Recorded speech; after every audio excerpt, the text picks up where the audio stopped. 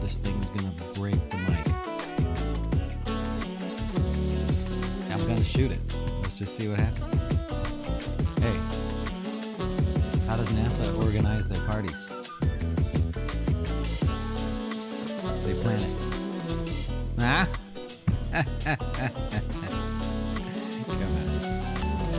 Right. Hey, welcome to the closing beat, everybody. Happy Thursday. How you doing out there? Been waiting all day for this. You ready? Oh! Wow, that had some recoil to it. I'm glad I'm not the one that has to pick that up, but welcome to the Closing Beat special edition. I don't know if you saw our social media today, but as a company, we now, got one there. We now manage over $200 million. So big thanks to everybody who has, I just saw it go off on the screen. I love it, man. So big thanks to everybody that has obviously helped us grow over time. I hope you feel like we've taught you something along the way, maybe not every day, but hopefully, you got a little lesson out of it, because that's a big deal for us. We're not just here to be another financial advisor. We like to teach, you know what I mean? The more you can learn, the more questions you ask, and the more you can get your dough straight. So a little bit of celebratory here, environment, and we'll carry that over into our Wine and Wealth class tonight, which tonight we're not stopping just because we hit a milestone. We're going with the goods. We're going to show you the data on how long it takes for you, but it's really made a mess. How long it takes for you to, what's your greatest probability of making a profit over certain time periods? So if you bought and you hoped to sell 1 month later, what's the odds of you making a profit? If you bought and you hope to sell the next day, the next week, the next year, the next 10 years, what is it? And so we're going to break that down even intraday. So if you're a day trader, we're going to go over that as well. That will be available to research members as well. Can you remember that one? Cody's got it. And we're going to talk about wash sales. We're also going to talk about some of the yield curve inversion data. So we're going to be sharing that with you. We'll make you look kind of smart in front of your friends. You know what I mean? And today I'm going to do the same for you here as well. We're going to talk about the strategic petroleum reserves. I'll bet you didn't know what I'm about to share with you today. I'll go over exactly how that works, and we'll keep it real quick. Anyways, big thanks. Obviously, we're happy and celebrating and stuff. And just so you know, if you think you pay attention to your portfolio, imagine a $200 million portfolio. You pay pretty close attention to that, even though, day to day you're not panicking and stuff. But boy, you don't take your eyes off something like that. So we're always here. Anyways, another thing to celebrate: Q1 officially in the books, right? First quarter of 2022, like it or not, is in the books. And so let's see where we stand here and then get into the good stuff. As you look around the market, which you can see, oh, very good. We have the S&P finishing out the quarter down about 4%. We've got the Dow finishing also down about 4% as well. A little pullback today, really right at the end of the day. You've got the NASDAQ as the worst performer here today, finishing down about 8%, and the Russell 2000 is in third place, down about 7.5%, getting rejected. Let me just get rid of this guy out of the way. Sorry about that. Getting rejected from its most recent breakout there. So not too bad there if you're looking around. Don't get lulled into the bullishness, right? Careful about getting lulled into the bullishness. Morgan Stanley said it the best yesterday. They said, it's great that everybody wants to buy the dip, right, that we just had, and then great when we see a little dip there. But the reality is the risk has actually gone up. When you look at economic data, when you look at the fundamentals, when you look at geopolitical issues, they argue that the risk is actually higher now as the market's going higher than it was when the market was going down there. The Restoration Hardware CEO, I happened to listen to his conference call there. He was incredibly bearish, not for his business necessarily, but he said the world is actually quite scary right now. Don't want to scare people, is what he kept saying 4 or 5 times. But he said this is really a Bear Stearns moment. His comments, I've got a couple of them saved here. He says, I don't think people realize how high prices are going to go. All of a sudden, the Fed's off to the races, and that's great, creates concerns. You got housing prices all-time highs. I mean, is that sustainable? I don't know for how long this math adds up. Yes, it doesn't make sense of what is kind of happening in the housing sector and other places, and you've got inflation like we've never seen before. And he says, I don't think anybody really understands how high prices are going to go everywhere, in restaurants, in cars, and everything. And I think it's going to outrun the consumer, and I think we're going to be in some really tricky space. I thought between Morgan Stanley and Restoration Hardware, they said it best, better than I could do there. Not that you should be scared, like he was saying, but you should be a little bit, questioning this rally here, right? Especially in the ultra short term. So we'll see what happens. We're going to keep following up with it, but I just wanted to share that with you. If you're looking around inside the S&P here today, pretty cool, actually. I'm going to go to the 5-minute. This is the later part of the day. So yeah, we were trending lower throughout the day, and it is what it is.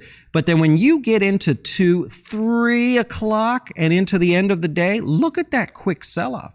The pressure, the intense pressure to the downside right at the end of the day. Each one of these candlesticks is 5-minute time periods, got worse and worse and worse right into the end of the day. I thought that was rather telling as far as the ultra short term, kind of what people are looking at. And I sort of joked on the title of this class today, the stock market sees the most shocking pullback ever.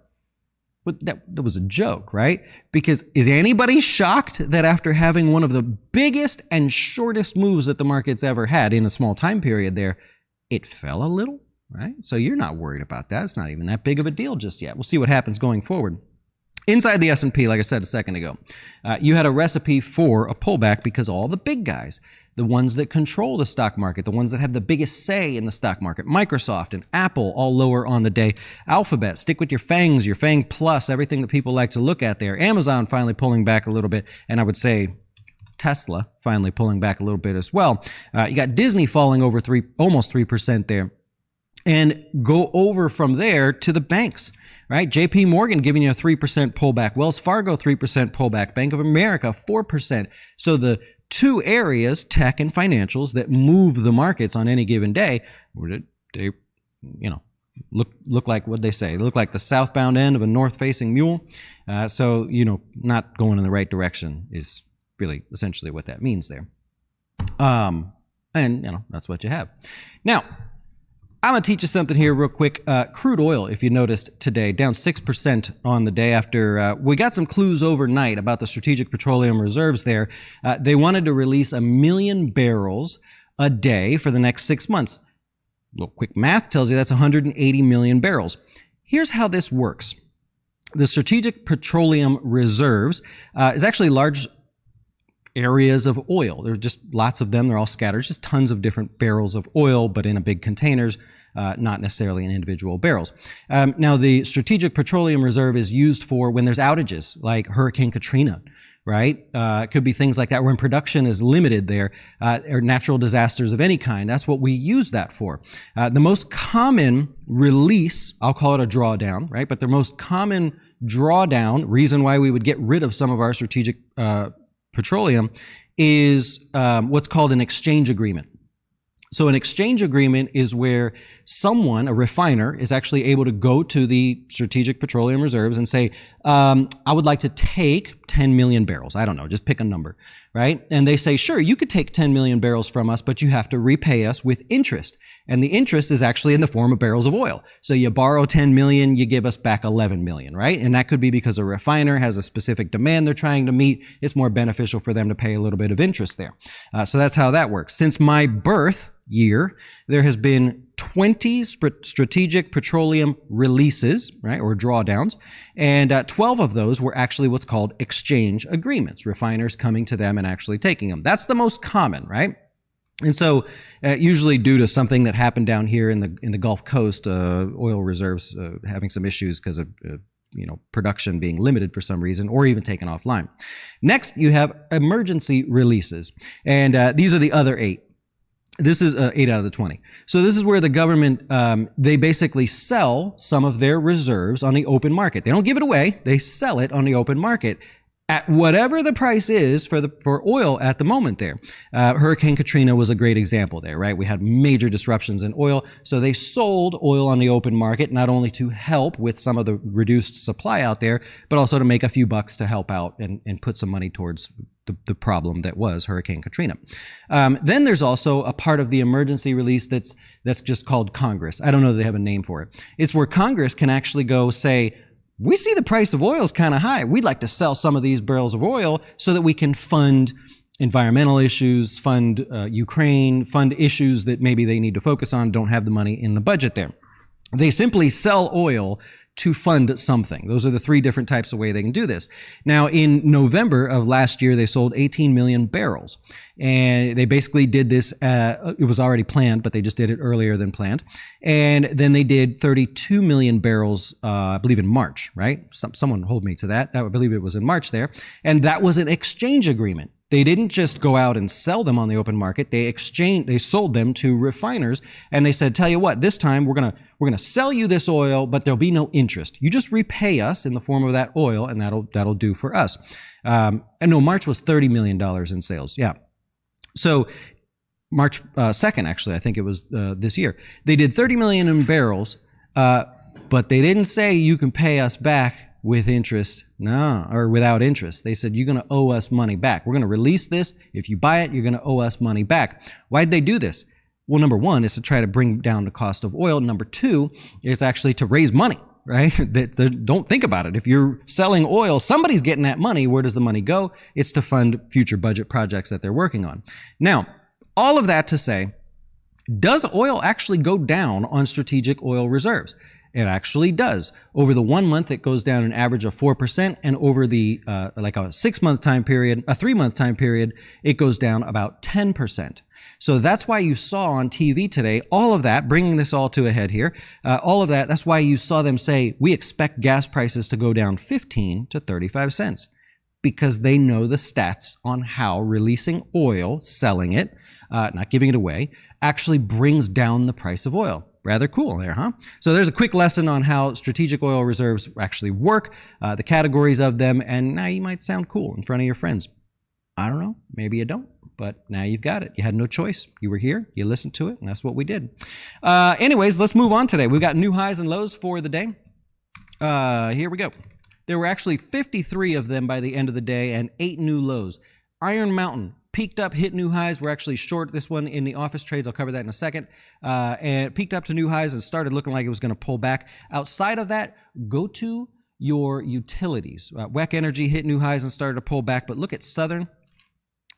There we go. Southern Co. also hitting new highs and pulling back. See that? See that exhaustion up there at the top? Kind of interesting there. You could look at really any of them. You've got Public Service here, PEG, same picture, right? It's the same exact picture there. DTE, same picture. You catch my drift? You see what's going on there? Look at the XLU. If you look at the XLU, same thing. Extended exhaustion today, and starting to pull back there ever so slightly. So I want to point out a few of those. Paychex, with their earnings, they did the same exact thing. Obviously not an oil or energy stock or utility. Hasbro was one of the new lows. I actually like this. I was hoping Hasbro would not bounce the other day and would continue to sell off. So we'll talk about that likely in office trades tomorrow. Dr. Horton broke to new lows here. Pulte Homes also, PHM is the other one, also broke to new lows there. They're both trading at 6 times earnings. If you saw our class yesterday, I was explaining how home builders are the cheapest on a fundamental basis industry out of all the industries out there. Just discounts to be had. And then you have Tractor Supply. At one point today, I left this on my list because I thought, hey, look at that. That's going to break out. Nope, it succumbed to the weakness at the end of the day. See it? Right there at the end of the day. It did break out and gave back a little, no problem. But at the end of the day, it sold off just like every other stock out there. So it is no more interesting than any other stock at the moment. All right, stocks in the news here for the day. And then I'll take your questions if you have any. Oh, I got to tell you the office trades. We didn't do much today, but I'll tell you. Baidu. So a little bit lower here for Baidu. It appears that they are on the SEC's list for blacklisting. Not blacklisting, delisting. I said blacklisting because that was my favorite show for a while, Blacklist. If you had never saw that, awesome show. Anyways, the SEC says, yeah, we were thinking about that. We're adding it to our list there. It's basically a warning shot for them, and hopefully they can solve it because don't want to see them go. Twitter, also in the news, The Verge, a cool little blog about tech companies and tech products and stuff like that. They said that Twitter's looking to maybe make TweetDeck a paid product there. They're looking for money. They're thinking that may be a reason. Tesla factory closed one more day. They were supposed to be closed for 2 days. They decided we are going to extend that plant shutdown for one more day. That was an internal note, so it's not a rumor or anything. Walgreens, Boots Alliance, earnings came out better than expected. Guidance the same as expected there. All due to COVID, right? Everything in terms of profits for them were COVID vaccine related, right? And what's happening? There's not so much talk of COVID anymore. That may be what's going on there. Also, you got Camden. It's a REIT. You likely have a Camden community in your area. They were a little bit lower today, but they're getting added to the S&P 500, taking the place of People's United Bank. And that's it. So just want to make sure that's it there. Yeah, that's all I got.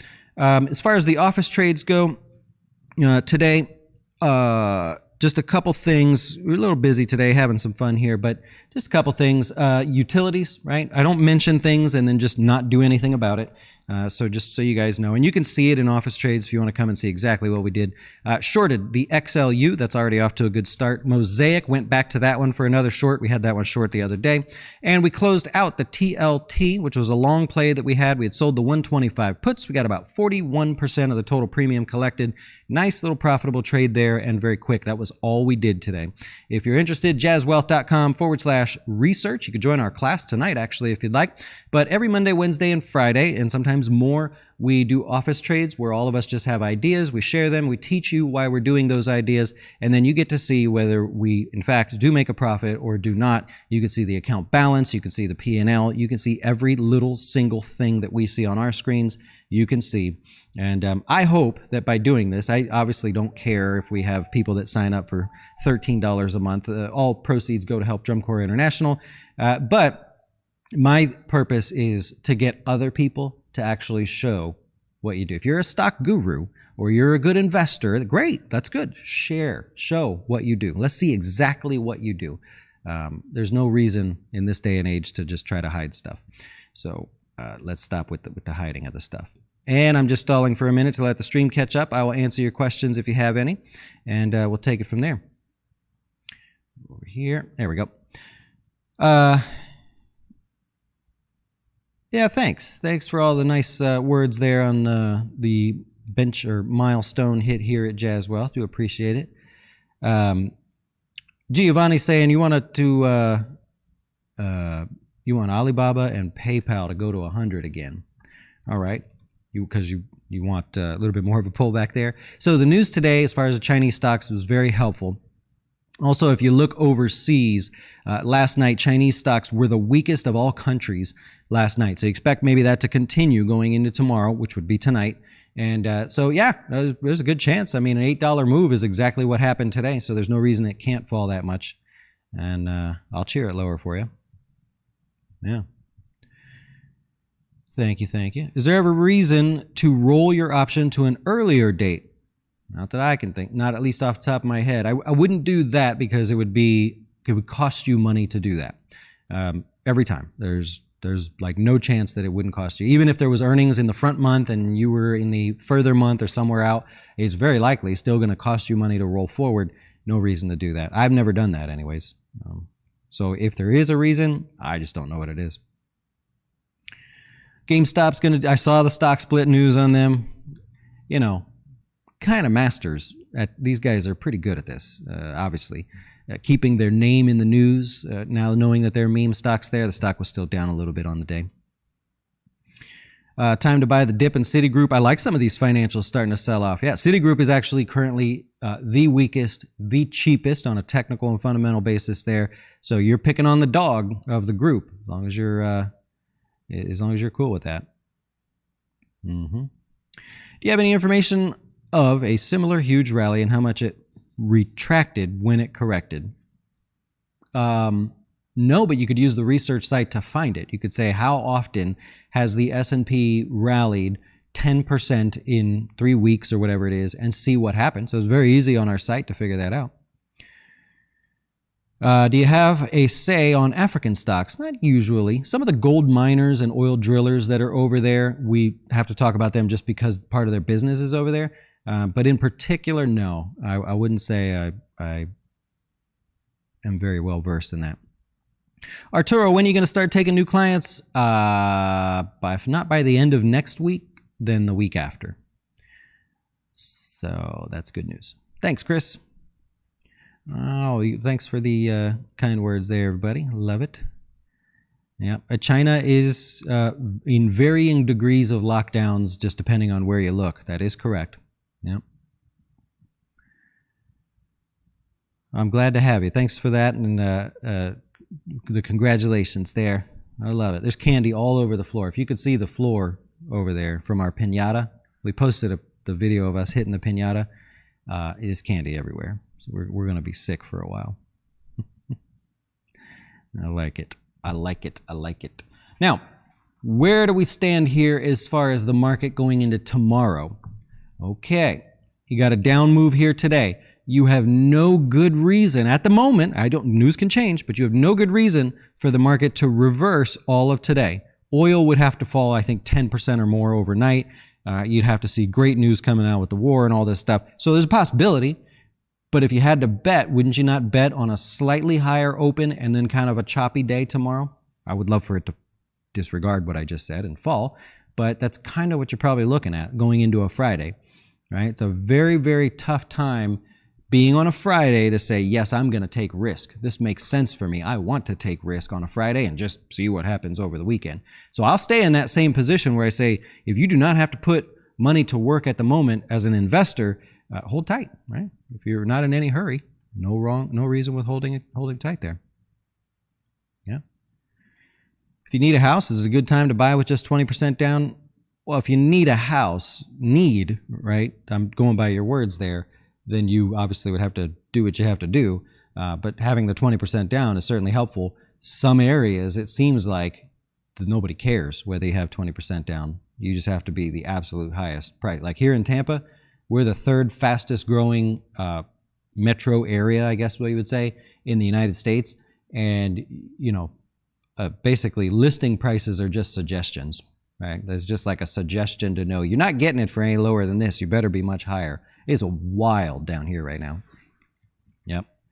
It is wild. I love it. I love it. I love it. You know what that means. Time to go. Enjoy the rest of your evening. And if you are joining us for Wine and Wealth later tonight, if you're a client or research member, you got that, right? He can't hear me. If you're a client or research member, we will see you later. And I got one more. So I'm going to make an even bigger mess later, but I'll save it for now. Enjoy the rest of your night and see you later.